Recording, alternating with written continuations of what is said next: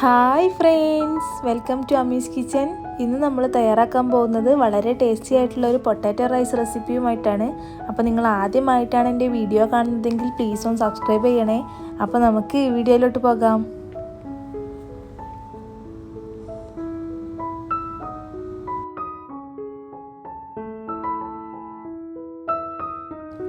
നമ്മുടെ ഈ potato rice തയ്യാറാക്കാൻ വേണ്ടിയിട്ട് ഞാനിവിടെ 2 മീഡിയം സൈസിലുള്ള പൊട്ടാറ്റോ ഇതുപോലെ ചെറുതായിട്ട് തന്നെ ഒന്ന് കട്ട് ചെയ്തെടുത്തിട്ടുണ്ട്. ഇനി നമുക്കിതൊന്ന് ഫ്രൈ ചെയ്തെടുക്കണം. അതിന് വേണ്ടിയിട്ട് ഞാനിതിലേക്ക് ഒരു 2 ടീസ്പൂൺ മുളക് പൊടി ചേർത്ത് കൊടുക്കുന്നുണ്ട്. അതുപോലെ തന്നെ ഇനി ഇതിലേക്ക് വേണ്ടത് 1/4 ടീസ്പൂൺ മഞ്ഞൾപ്പൊടി കൂടിയാണ്. ഇനി ഇതിലേക്ക് 1 ടീസ്പൂൺ ഗരം മസാല കൂടി ചേർത്ത് കൊടുക്കാം. അതുപോലെ തന്നെ ഇനി ഇതിലേക്ക് വേണ്ടത് 1 ടീസ്പൂൺ കോൺഫ്ലവർ കൂടിയാണ്. അതും കൂടി ഞാനിവിടെ ചേർത്ത് കൊടുക്കുന്നുണ്ട്. അതുപോലെ തന്നെ ഇതിലേക്ക് ആവശ്യമുള്ള ഉപ്പും കൂടി ചേർത്ത് കൊടുത്ത് നന്നായിട്ട് തന്നെ ഇതെല്ലാം കൂടി ഒന്ന് മിക്സ് ചെയ്തെടുക്കണം. നമ്മുടെ ഈ ഉരുളക്കിഴങ്ങിലേക്ക് മസാലകളൊക്കെ ചേരുന്ന വിധം നമ്മൾ നന്നായിട്ട് തന്നെ ഇതൊന്ന് മിക്സ് ചെയ്തെടുക്കണം. ഇനി നമുക്കിതൊന്ന് ഫ്രൈ ചെയ്തെടുക്കണം. അതിന് വേണ്ടിയിട്ട് ഒരു പാൻ ചൂടാക്കാൻ വെച്ചിട്ടുണ്ട്. ഈ പാൻ നന്നായിട്ട് തന്നെ ഒന്ന് ചൂടായി കഴിയുമ്പോൾ നമുക്കതിലോട്ടേക്ക് ഒരു 3 ടേബിൾ സ്പൂൺ ഓയിൽ ഒഴിച്ചു കൊടുക്കാം.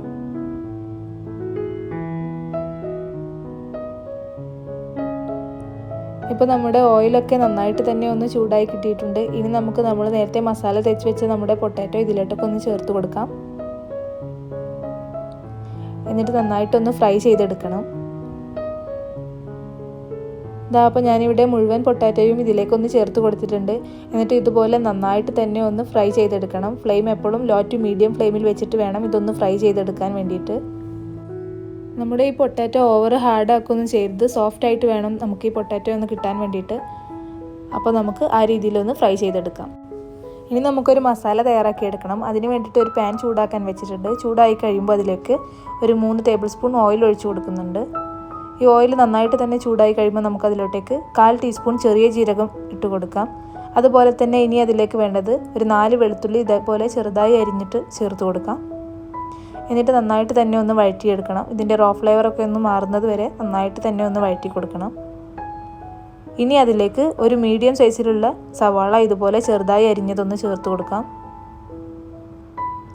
അതും കൂടി ചേർത്ത് നന്നായിട്ട് തന്നെ ഒന്ന് വഴറ്റിയെടുക്കണം. ഇനി ഇതിലേക്ക് ആവശ്യത്തിനുള്ള ഉപ്പും കൂടി ചേർത്ത് കൊടുക്കാം. എന്നിട്ട് വീണ്ടും നന്നായിട്ട് തന്നെ ഒന്ന് വഴറ്റിയെടുക്കണം. നമ്മുടെ ഈ സവാളയൊക്കെ ഒന്ന് കളറ് മാറി കിട്ടുന്നത് വരെ നന്നായിട്ട് തന്നെ ഒന്ന് വഴറ്റിയെടുക്കാം. ഇപ്പോൾ നമ്മുടെ സവാളയൊക്കെ നന്നായിട്ട് തന്നെ ഒന്ന് വഴണ്ട് കിട്ടിയിട്ടുണ്ട്. ഇനി നമുക്ക് ഇതിലോട്ടേക്ക് 1 ടീസ്പൂൺ മുളക് പൊടി ചേർത്ത് കൊടുക്കാം. അതുപോലെ തന്നെ ഇനി ഇതിലേക്ക് വേണ്ടത് ഒരു 1/2 ടീസ്പൂൺ ഗരം മസാല കൂടിയാണ്. അതും കൂടി ചേർത്ത് കൊടുക്കുന്നുണ്ട്. അതുപോലെ തന്നെ ഒരു 1/2 ടീസ്പൂൺ ചിക്കൻ മസാല കൂടി ചേർത്ത് കൊടുക്കാം. ഇനി ഇതെല്ലാം കൂടി നന്നായിട്ട് തന്നെ ഒന്ന് വഴറ്റിയെടുക്കണം. ഈ മസാലയൊക്കെ ഈ സവാളയിലേക്ക് പിടിക്കുന്ന വിധം വേണം നമ്മളിതൊന്ന് വഴറ്റിയെടുക്കാൻ. ഈ മസാലയുടെ റോ ഫ്ലേവറൊക്കെ ഒന്ന് മാറി കിട്ടുന്നത് വരെ നമുക്ക് നന്നായിട്ട് തന്നെ ഒന്ന് വഴറ്റിയെടുക്കാം. ഇപ്പോൾ മസാലയൊക്കെ റെഡി ആയിട്ടുണ്ട്. ഇനി നമുക്ക് ഇതിലോട്ടേക്ക് നമ്മൾ നേരത്തെ ഫ്രൈ ചെയ്ത് വെച്ച നമ്മുടെ പൊട്ടാറ്റോ ഇതിലേക്കൊന്ന് ചേർത്ത് കൊടുക്കാം. ഫ്ലെയിം ലോ ഫ്ലെയിമിൽ തന്നെ വെക്കുക. ഇനി ഈ പൊട്ടാറ്റോ ചേർത്ത് കൊടുത്തതിന് ശേഷം നമുക്ക് ഇതിലോട്ടേക്ക് കുറച്ച് കറിവേപ്പില ചേർത്ത് കൊടുക്കാം. അതുപോലെ തന്നെ അരിഞ്ഞു വെച്ച മല്ലിയില കൂടി ചേർത്ത് കൊടുക്കാം. ഇനി ഇതെല്ലാം കൂടി നന്നായിട്ട് തന്നെ ഒന്ന് യോജിപ്പിച്ചെടുക്കണം.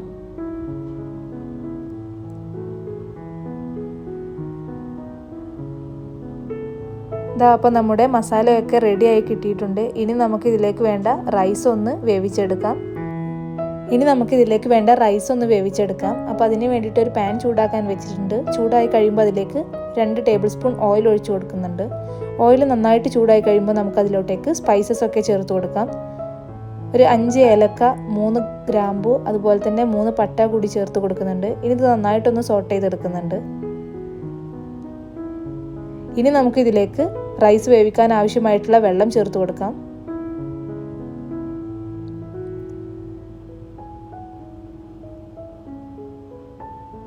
ഇനി നമുക്ക് ഇതിലോട്ടേക്ക് ആവശ്യത്തിനുള്ള ഉപ്പ് കൂടി ചേർത്ത് കൊടുക്കാം.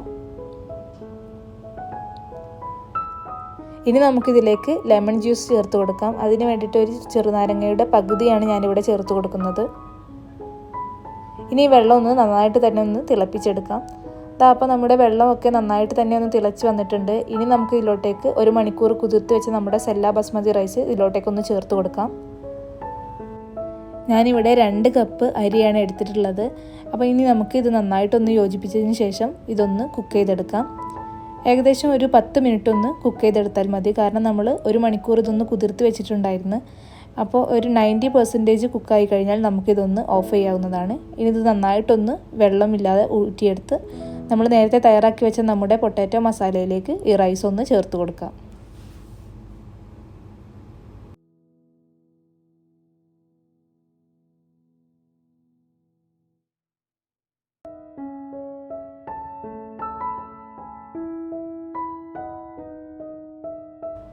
ഇനി നമുക്ക് ഇത് നന്നായിട്ടൊന്ന് യോജിപ്പിച്ചെടുക്കണം. മസാലയും റൈസൊക്കെ നന്നായിട്ട് തന്നെ ഒന്ന് യോജിപ്പിച്ചെടുക്കുന്ന രീതിയിൽ വേണം ഒന്ന് ഇളക്കി കൊടുക്കാൻ വേണ്ടിയിട്ട്.